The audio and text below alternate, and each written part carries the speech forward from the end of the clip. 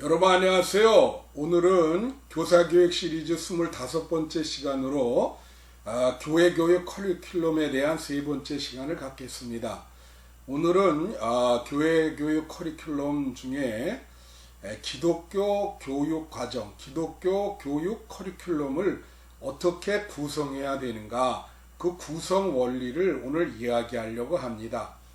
우선은 이것을 광의적으로 접근을 하면 어떤 교단이라든가 전체 기독교인에 대한 어떤 커리큘럼, 기독교인이 되게 하기 위한 교과 과정이라든가 어떤 책이라든가 교과서라든가 이런 거를 개발하는 것을 의미하기도 하고요.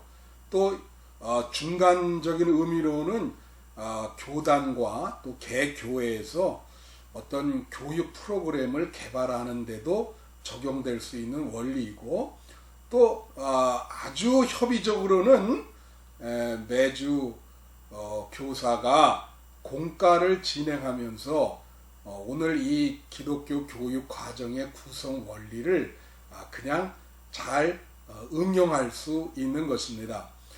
이 기독교 교육과정 구성 원리를요, 일단 지난 시간에 제가 그 교육학파를 전통주의 학파, 또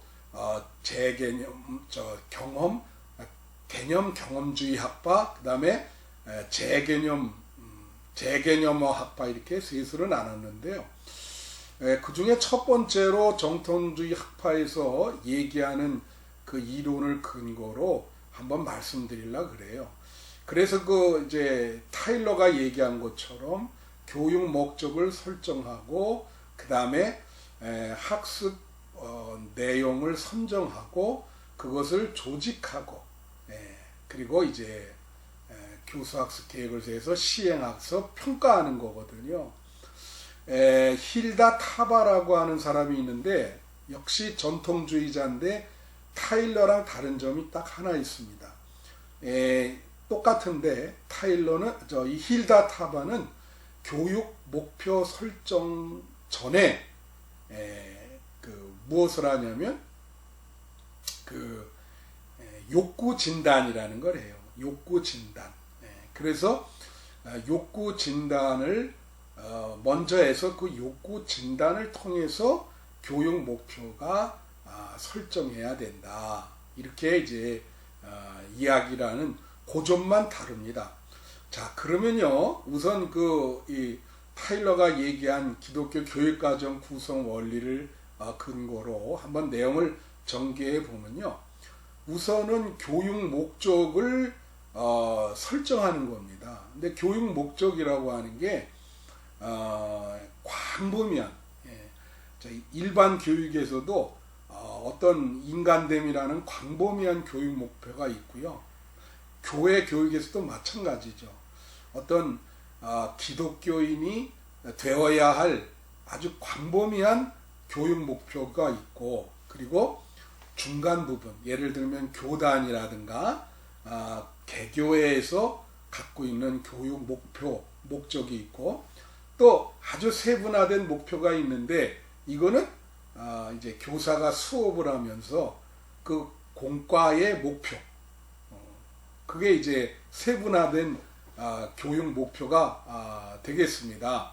그래서 우리가 이제 영어로는 이게 다 다른데요, 아주 광범위한 일반 기독교 교육의 목표를 우리는 교육 목적이라 그럽니다. 영어로는 purpose라 그러고, 그 다음에 중간 교단이라든가 개교의 그 목표를 우리는 그냥 목적이라 그러지 않고 교육 목표라 그러는데, 그걸 goals라 그래요. G-O-A-L-S, goals.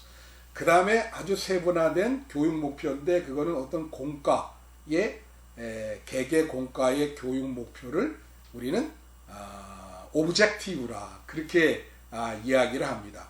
그래서 광의적인 교육 목적, 일반 기독교 교육의 목적, 그것을 위해서 어떤 기독교 교육 과정을 어떻게 형성을 하는가, 그는 이제 오늘 주로 얘기하고요. 또 중간 구조의 교단이라든가 개교회의 교육 목표, 그거는 다음 주에 제가 개교회 교육 목회 계획의 이론과 실제라는 제목으로 말씀드리고요.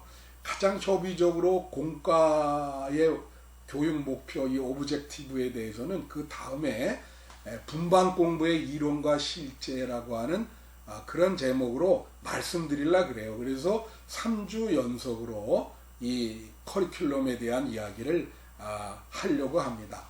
우선 우리 교육 목표라 그럴 때 이 교육 목표 분류학이라고 하는 그러한 책을 쓰고, 이 교육 목표 분류학의 아주 가장 전문가인 기독교 교육학자가 있습니다. 이분이 벤자민 블룸이라고 하는 사람인데요. 이분은 교육 목표를 세 영역으로 이렇게 구분을 했습니다. 하나는 인지적인, 이게 이제 코그니티브라고 그러죠. 인지적인. 그 다음에 정서적인 어떤 어펙티브, 그 다음에 신체 행동적인 사이코모토라 그러는데 모토, 신체 행동적인 영역, 이렇게 세 가지로 나눴습니다. 교육 목표를 이렇게 세분화했죠. 그래서 인지적인 영역이라고 하는 인지적인 영역의 교육 목표는 뭐냐면은 어떤 지적인 능력, 지적인 기능을 향상시키는 거예요. 그러니까 지적으로 어떤 것을 인식하거나 기억하거나 또 학습하거나 하는 어떤 지적 능력을 고양시키는 목표가 있다. 그래서 만약에 어떤 공과에 그러한 인지적인 목표가 있다면 그 교육 목표를 서술할 때 어떻게 될까요? 뭐 이해하도록 한다라든가 인식하도록 한다, 뭐 이런 목적이 되겠죠. 그 다음에 두 번째로는 정서적인 영역인데, 어펙티브 영역인데, 이거는 어떤 마음의 태도를 말하는 거예요. 흥미라든가 어떤 호기심, 또 마음의 변화, 가치, 이러한 것들, 이것이 이제 정서적인 영역이 되겠고요. 그 다음에 신체 행동적인 영역이라고 하는 것은 신체 기능의 발달을 목표로 하는 겁니다. 그래서 모든 교육에는 이 세 가지 목표가 있다라고 벤자민 블룸은 이야기를 하고, 우리가 어떤 커리큘럼을 쓰거나 또 이제 교수학습 계획을 세우거나 공과를 쓸 때 교육 목표를 설정을 할 때 이 세 영역을 구체적으로 서술하게 그렇게 되어 있습니다. 자, 그러면 이제 일반 기독교 교육의 목표, 가장 광범위한 기독교 교육의 목표가 참 달라요, 서로. 예를 들면 그게 신학적인 어떤 자기의 근거랄까, 관점이 어떤 거냐. 예를 들면 정통주의가 다르고 신정통주의가 다르고 진보주의, 또 이 자유주의, 리버럴한 분들의 그 목표가 다르죠. 그래서 이제 몇 분만 제가 여러분에게 말씀을 드리면, 제임스 스마트라고 하는 분은 기독교 교육의 목표를 예수 그리스도의 제자로 만드는 것이다 그랬어요. 사람들을 예수 그리스도의 제자로 만드는 것이다.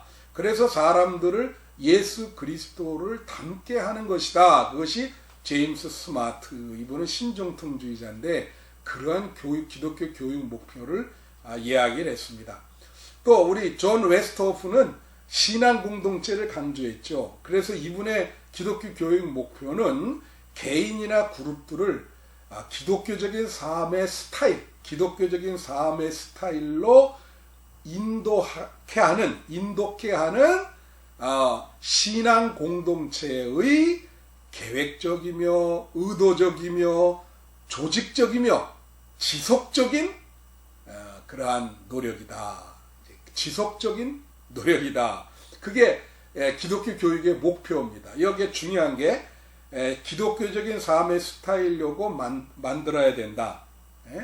모든 기독교인들로 하여금 기독교적인 삶의 스타일로 살도록 만들어야 된다. 그 다음에 그것이 신앙 공동체 내에서 일어나야 된다. 어떻게?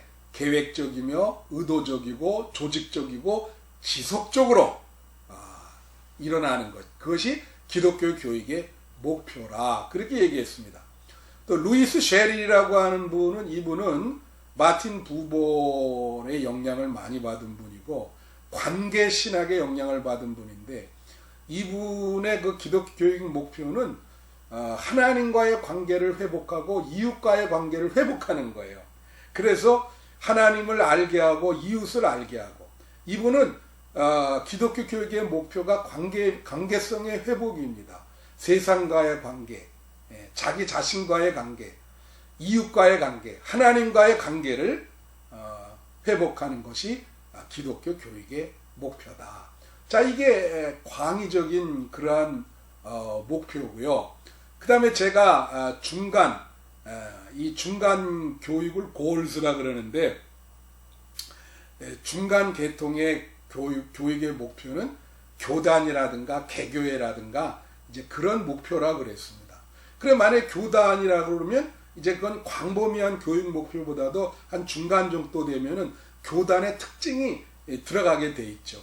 그래서 제가 우리 감리 교단의 교육 목표가 무엇인가 한번 그게 이제 교리와 장정에 나와 있더군요. 그래서 한번 그걸 찾아봤습니다.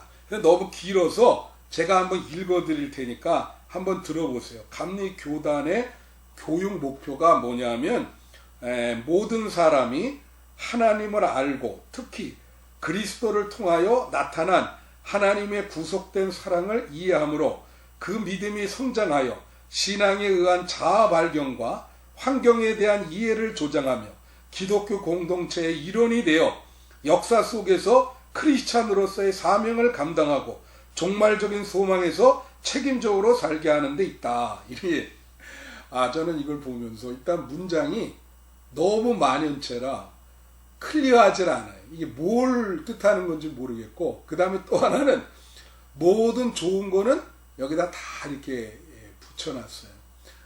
그래서 이게 좀 모호하다. 여러분 감리교의 특징이 뭡니까? 성화를 강조하죠. 성화에서 완전을 또 이 완전을 기독교인의 완전을 이야기하는 교단은 감리교뿐이 없어요. 이제 그러한 어떤 그 웨슬레의 이러한 그 신앙적인 그 신학이 기독교 교육의 목표에 들어가 있죠. 그래서 여러분 예를 들면 골로새서 1장 28절에 보면 이런 말씀이 있습니다. 우리가 예수 그리스도를 전파하고 각 사람에게 복음을 권하고 그들을 지혜로 가르침은 그 각 사람으로 하여금 예수 그리스도 안에서 완전하게 세워지게 하려 함이라. 완전하게 예수 그리스도 안에서 완전하게 세워지게 하려 함이라. 그렇게 나와 있습니다. 그러니까 이제 그런 거를 잘 성서적으로 이렇게 해서 감리교단의 교육 목적을 아주 구체적으로 아주 클리어하게 명확하게 또 감리교단만의 특색을 살려서 해주는 게 좋죠. 그것이 바로 이제 광범위한 교육 목적이 아니라 중간 단위, 교단이라든가 개교회라든가의 교육 목표에 적용되는 것이다. 그렇게 여러분에게 말씀을 드리고 싶고요. 그 다음에 이제 이 교육 목적을 설정하는데 중요한 몇 가지 원리가 있어요. 우선 첫째는 뭐냐면 그 현재 교육 진행 상황을 진단, 그러니까 욕구의 진단이라 그러죠. 아까 힐다 타바와 랄프 타일러의 차이점이 힐다 타바는 욕구의 진단이라고 하는 게 있다 그랬죠.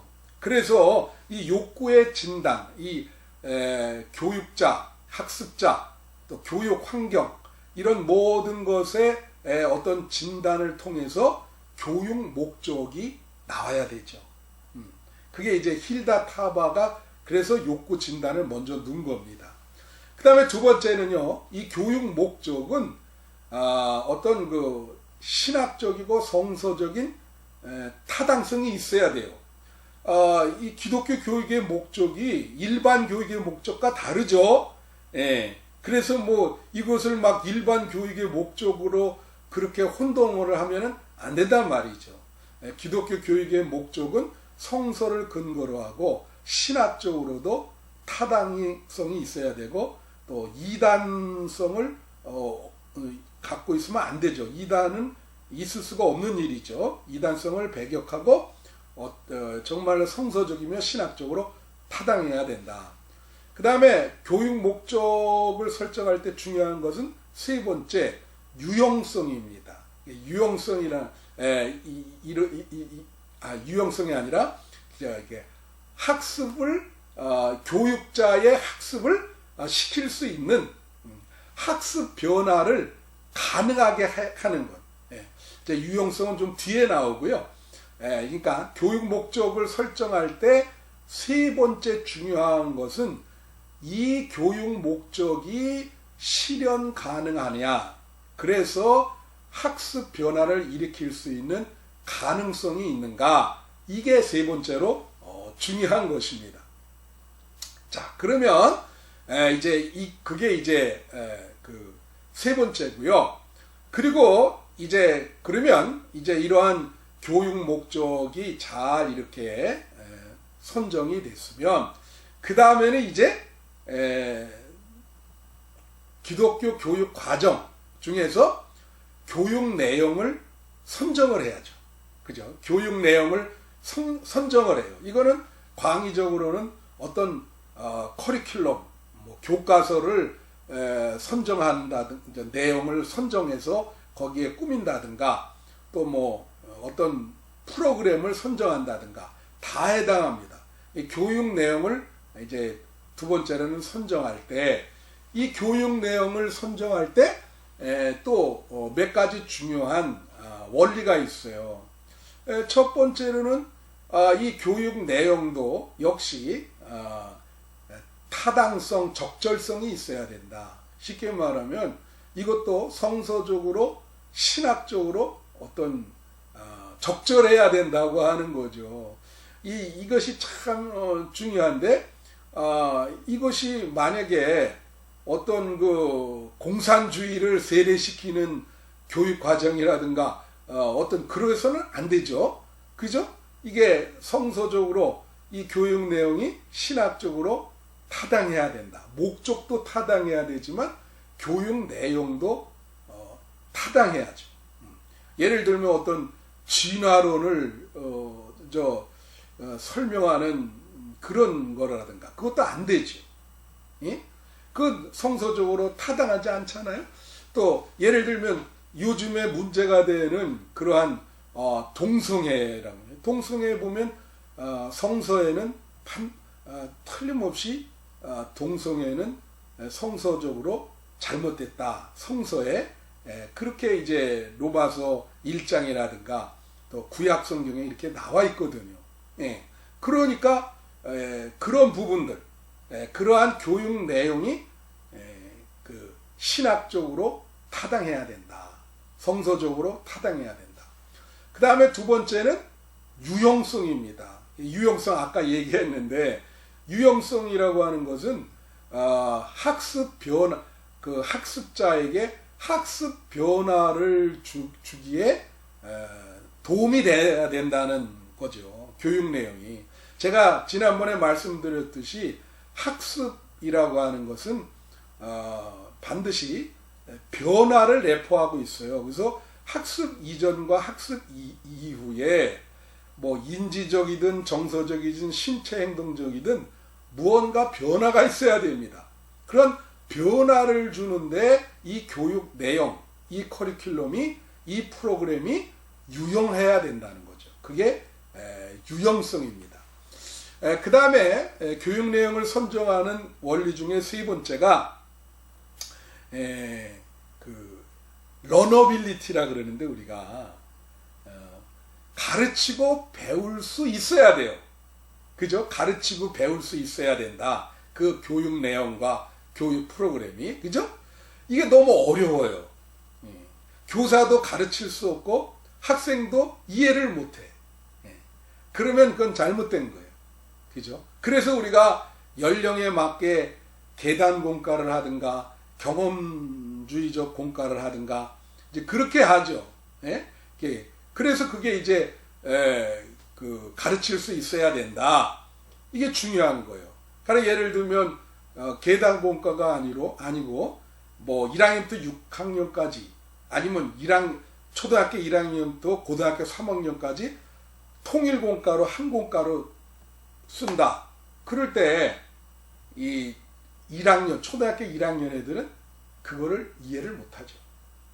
그래서 커리큘럼 선정에 있어서 중요한 것은 가르칠 수 있어야 되고 배울 수 있어야 된다라고 하는 그러한 점입니다.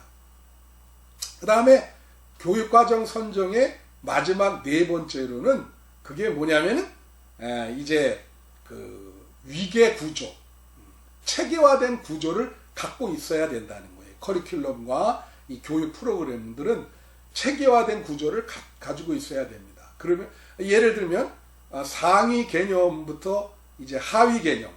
그래서 하위 개념을 배우면서 차츰차츰 상위 개념으로 올라가든가, 아니면 상위 개념을 먼저 배우고 하위 개념으로 올라가든가. 또 병립 개념이라는 거 있어요.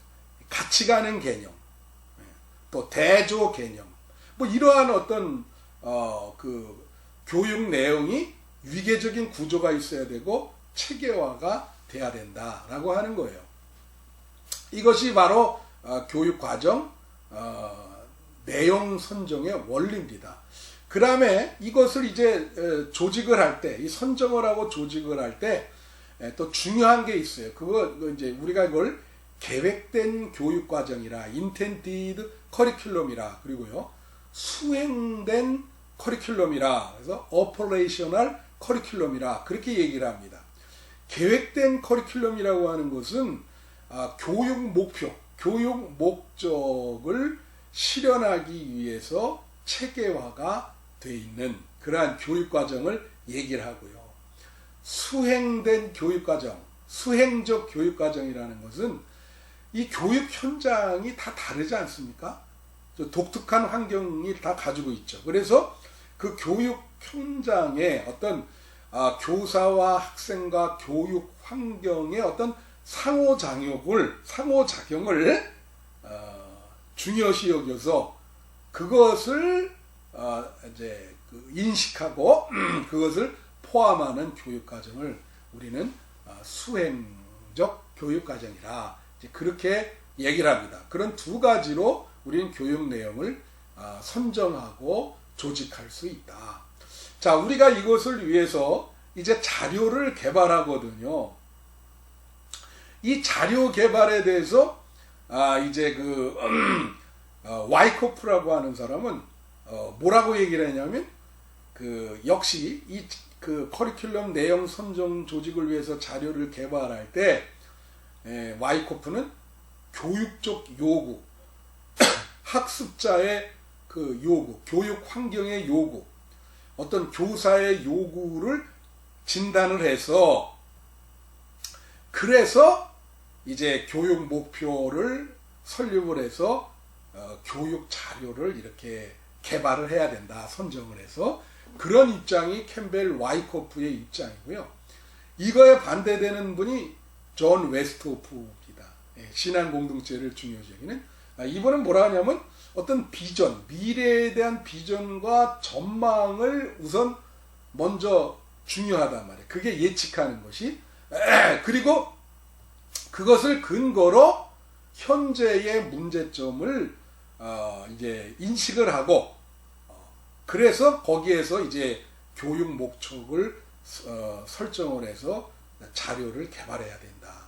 그래서 이제 캠벨 와이코프는 현재에 중점을 둔다면 이 존 웨스트호프는 미래에 이제 중점을 두는 거죠. 여러분 좀 이건 난의 얘기지만 우리 지금 그 기독교 교육, 한국 교회 교육이 미래가 참 어렵지 않아요? 뭐 여러 가지 이유가 있지만 한 가지만 얘기하면 지금 그 학생들 인구가 줄어요. 그래서 여러분 올해도 그랬는데 모든 신학교, 3개 신학교가 신학생들이 지금 미달이 되고 있거든요. 뭐 그것뿐만이 아니라 개교회의 교회학교 학생 수가 많이 줍니다. 뭐 여러 가지 이유가 있죠. 청년들도 교회를 떠나가고 뭐 여러 가지 이유 중에 그 중에 가장 주요한 이유가 인구가 이게 줄어요. 예, 인구가 줄어서 옛날에 절반도 못 미칩니다. 그러니까 이제 대학도 점점 이제 그 학생 수가 이 저기 정원 수보다 입학하는 학생 수가 더 줄죠. 모자라죠. 예. 그러니까 이거 뭐 이제는 그 학생을 모셔와야 되는 그런 형편이에요. 내가 신문을 보니까 이제 그 뭐냐면은 작년에 이제 그 신생아 수를 보니까 중국은 1200만 명의 신생아 수가 나왔고요. 일본은 87만 명, 우리나라는 27만 명이더라고요. 그러니까 옛날에 뭐 70만 명, 80만 명, 심지어 많게는 100만 명이 넘어갈 시대가 있었는데 이제 27만 명이 되면 이게 좀 참 어렵죠. 그러니까 웨스트포의 말대로 그런 어떤 미래적인 전망을 이제 참고로 해서 현재의 교육 내용을 개발해야 된다고 하는 것이 웨스트호프의 입장입니다. 자, 그러면 이제 이러한 것을 이제 교수학습 계획을 세워서 수행을 하면 맨 마지막이 뭐냐면 평가입니다. 평가. 에밸레이션이라고 그러는데 평가는요, 세 가지로 이루어지고 있습니다. 그게 뭐냐면 첫째는 검사, 테스팅, 두 번째는 이제 사정, 어세스먼트, 그 다음에는 측정, 메저먼트, 이 세 가지로 이루어지고 있고요. 그 다음에 이제 그 평가는 세 부리로 나누는데 하나는 초기 평가, 형성 평가, 총괄 평가라는 게 있어요. 자, 초기 평가를 우리는 진단 평가라고 그러는데 이것은 교육 과정을 진행하기 이전에 준비가 잘 돼 있는가, 정보 수집은 잘 돼 있는가, 내용은 괜찮은가, 그것을 분석하는 거예요. 그게 초기 평가고 진단 평가입니다. 그 다음에 형성 평가는 우리가 formation evaluation이라는데 이 형성 평가는 뭡니까? 이거는 교육 과정을 진행해 가면서 평가하는 거예요. 진행해 가면서 시험을 칠 수도 있고요. 진행해 가면서 질문지를 이렇게 나눠줄 수도 있고, 또 진행해 가면서 어떻게 해요? 관찰을, 이제 교육자가 관찰을 하는 겁니다. 그래서 이 형성평가의 목적은 우리가 이걸 피드백이라고 그러거든요. 이 피드백. 그러니까 피드백은 뭐냐면 그 교육 과정을 한번 점검해 보면서 잘못된 것을 수정하기 위해서 하는 것이 피드백입니다. 형성평가는 바로 그런 겁니다. 하면서 계속 피드백을 하는 거예요. 그러니까 이 피드백은 교육시키는 교사 중심의 피드백이 있고 학생들이 교육 과정이나 교사를 평가하는 그런 피드백이 있어요. 이제 그런 것을 이제 형성평가를 교육 과정을 진행하면서 계속 그러한 것을 하는 거죠. 그 다음에 마지막이 총괄평가입니다. 이 총괄평가는 교육과정이 끝난 다음에 이 교육과정이 좀 효율적이었느냐, 이제 그 효율성을 이제 평가하는 것이 이제 총괄평가입니다. 그래서 저도 이제 뭐 부산의 이제 학교 대학에서 한 8년 가르쳤지만요. 이제 이런 그 학교에서 이제 강의를 하고 그럴 때 이제 그 다음에 끝나고 나면 학생들이 이제 그 평가를 하죠. 그래서 이런 거를 총괄 평가라, 교육 내용에 대한 평가, 또 강의법에 대한 평가, 이제 이것이 이제 총괄 평가라고 이제 그렇게 볼 수가 있습니다. 그러면 평가의 기능은 뭐냐? 이제 평가는 세 가지를 목적으로 하는 거예요. 이 평가가 참 중요합니다. 뭐냐면 세 가지가 뭐냐면 첫째로 교육 목표가 제대로 성취가 됐는가. 그게 중요해요. 그게 첫 번째고요. 두 번째는 교육 과정을 개선하기 위한 평가입니다. 아까도 말한 것처럼 지금까지 진행한 교육 과정을 피드백을 해서 무엇이 잘못됐느냐. 그래서 그걸 수정한다는 거지. 다음에 교육 과정을 조직할 때는 그거를 수정을 한다는 거죠. 그 다음에 세 번째는 이 교육 과정이 이것이 적절한지 다른 교육 과정과 비교를 하면서 평가를 해서 정말 이게 타당한지 적절한지 그거를 하기 위한 것이에요. 그것이 바로 평가라고 하는 것입니다. 여러분, 이 평가라고 하는 것이 참 중요한 게 우리가 이제 기독교 교육, 일반 교육도 마찬가지지만 처음에는 이제 교육을 보면 정보라고 하는 거예요. 이 인지적인 부분에서 정보를 많이 이렇게 집어넣는 수준이에요. 그건 얕죠. 그 다음에 이해. 그러니까 예를 들면 기독교에 대한 정보, 그게 1단계죠. 그 다음에 두 번째는 기독교를 이해하는 단계. 그거는 understanding. 2단계까지 가는 것도 어려워요. 그 다음에 기독교적인 3단계가 뭐냐면 기독교적인 삶을 사는 단계입니다. 그게 3단계예요. 이게 정말 어렵죠. 그 다음에 마지막 4단계가 있어요. 그게 평가입니다. 기독교적인 삶을 자기가 산다고 하는데 다른 사람들에 대해서에게 객관적인 평가를 받는 거죠. 평가의 단계. 이게 중요해요. 그래서 이게 객관성이 있어야죠. 정말 사람들이 저 사람 정말 기독교인이다. 그래서 이 마지막 단계가 평가다. 이게 굉장히 중요합니다. 자, 이걸 마치면서요.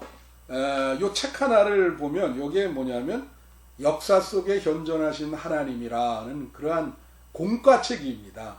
이게 1988년에 이 감리교의 그 사회평신도국이라고 있어요. 그게 바로 평신도국이 쉽게 말하면 남녀선계와 청장년회를 평신도를 총괄하는 그러한 부서인데 그 부서의 총무님이 1988년에 저한테 부탁하기를 이게 남선교회나 여선교회 평신도들을 한번 이렇게 만나서 얘기를 들어봤더니 자기네들이 성서적인 것은 잘 아는데 어떤 그 교회사적인 그러한 것이 그러한 지식이 좀 빈약하다 그렇게 얘기를 하시더라는 거예요.